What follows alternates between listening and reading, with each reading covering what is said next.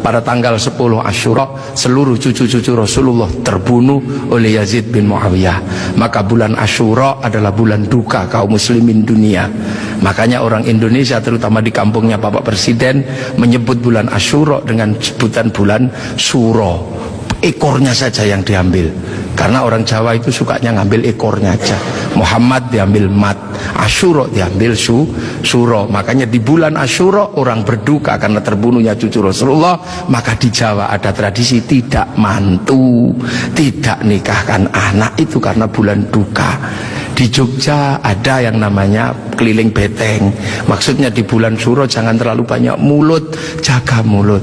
Nah di Solo mengikuti kebo Kiai Slamet, kalau kebonya keluar tainya diusapkan ke seluruh tubuh. Ini bulan duka, jangan bersolek. Dan biasanya bulan Asyura di Indonesia diikuti dengan santunan anak yatim. Nah inilah.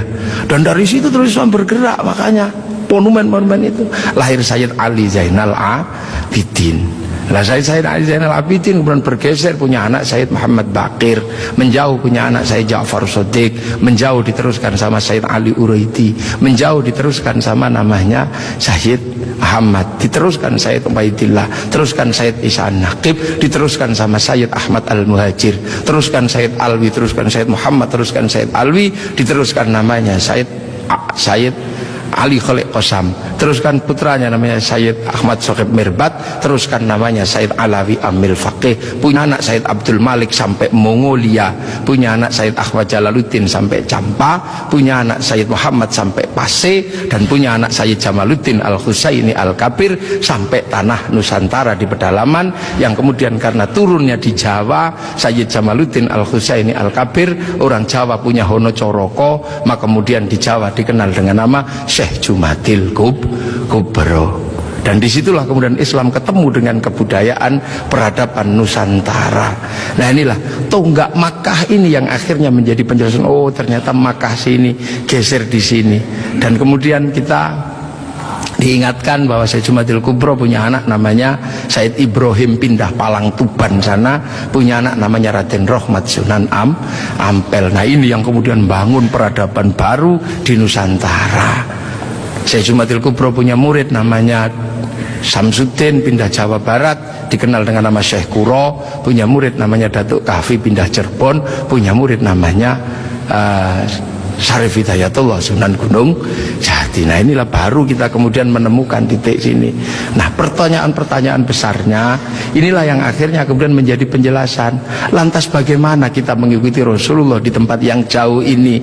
Rasulullah memberikan garis namanya ahli sunnah wal jamaah, bahwa Rasulullah yang diajar pertama wal jamaahnya bernama sahabat, wal jamaahnya sahabat generasi kedua namanya tabi'in, tabi'in punya generasi berikutnya namanya tabi'ut tabi'in, dan kita ini adalah generasinya para ulama yang cara pembelajarannya sangat berbeda. Di Arab sana Rasulullah mengajarkan bagaimana makan dengan 3 jari, masih bisa dijalankan sampai hari ini karena di sana masih kurma sama roti.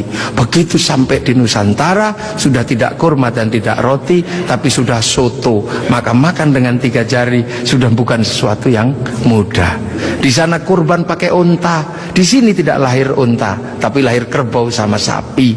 Karena terlahir kerbau sama sapi, maka jangan memaksakan diri kurban pakai unta, nanti ditangkap oleh polisi karena nyuri untanya kebun raya Bogor. Ini di sana masih bisa pakai jenggot dengan utuh, tapi di sini rasnya adalah ras Mongol sudah tidak punya jenggot. Inilah maka ulama-ulama awal yang datang ke sini tidak pernah ribut masalah simbol-simbol yang tidak bisa dilakukan oleh orang Indonesia. Nah sekarang ini tugas pemerintah, karena banyak orang yang kemudian lupa kedudukan itu, kemudian memaksakan menjadi orang dipaksa langsung ikut seperti Rasulullah. Nah ini yang harus kita pahami, bahwa kita ini berkedudukan sangat jauh. Quran saja berbeda-beda ketika mengajarkan. Di awal Rasulullah Quran tidak ditulis. Kenapa? Karena sahabat apal Quran. Orang apal tidak perlu menulis. Saya apal wajah istri saya, nggak pernah bawa fotonya kemana-mana, karena saya apal. Makanya ibu-ibu yang fotonya dibawa kemana-mana jangan seneng dulu. Jangan-jangan karena belum apal.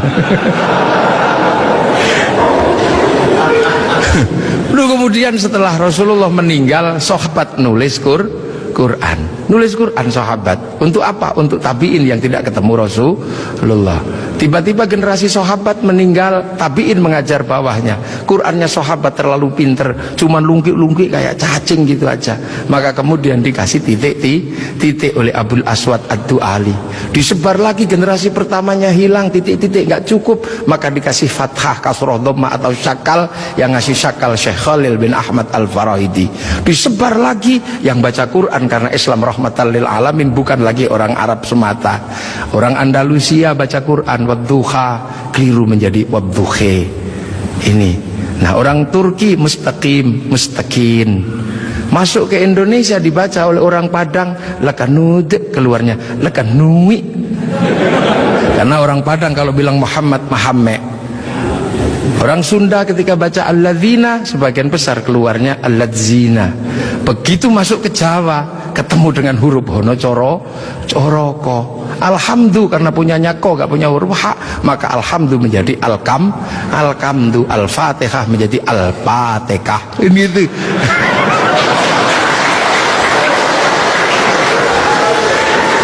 Nah ini orang kalau ngerti proses kodifikasi Quran pasti tahu.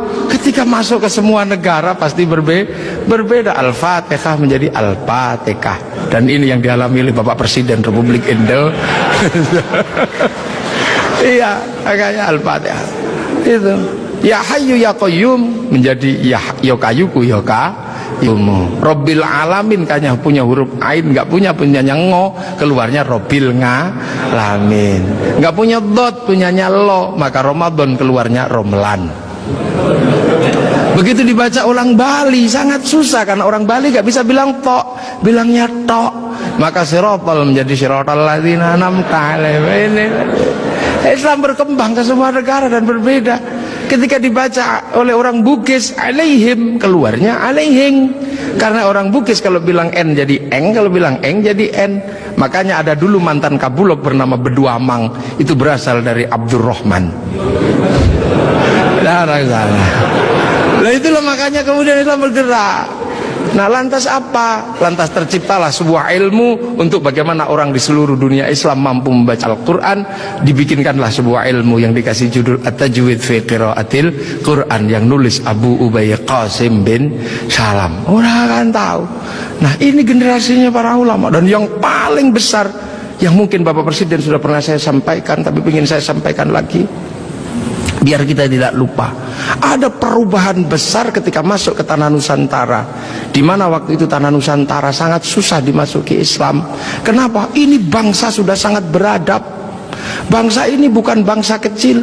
Tahun 1222 ke atas, sebelum tahun 1300 sudah mampu menaklukkan Mongol, yang menaklukkan Eropa, menaklukkan Arab, mampu ditaklukkan oleh kekuatan Nusantara yang namanya Singasari. Makanya hal itu bisa kita lihat betapa kita bangsa punya tinggalan-tinggalan yang luar biasa. Orang Arab punya alat musik yang namanya terbang, terbuat dari kayu dan kulit. Orang Eropa punya alat musik yang namanya gitar, terbuat dari kayu dan tali. Tapi orang Nusantara, salah satu alat musiknya adalah gamelan, terbuat dari logam. Hanya bangsa yang menguasai ilmu pertambangan yang maju dan penguasaan metalurgi yang mapan mampu membuat alat musik dari logam. Dalam cerita-cerita besar, kita juga punya cerita besar yang sama. Orang Eropa punya cerita tentang Cinderella, kita punya cerita bawang putih, bawang merah.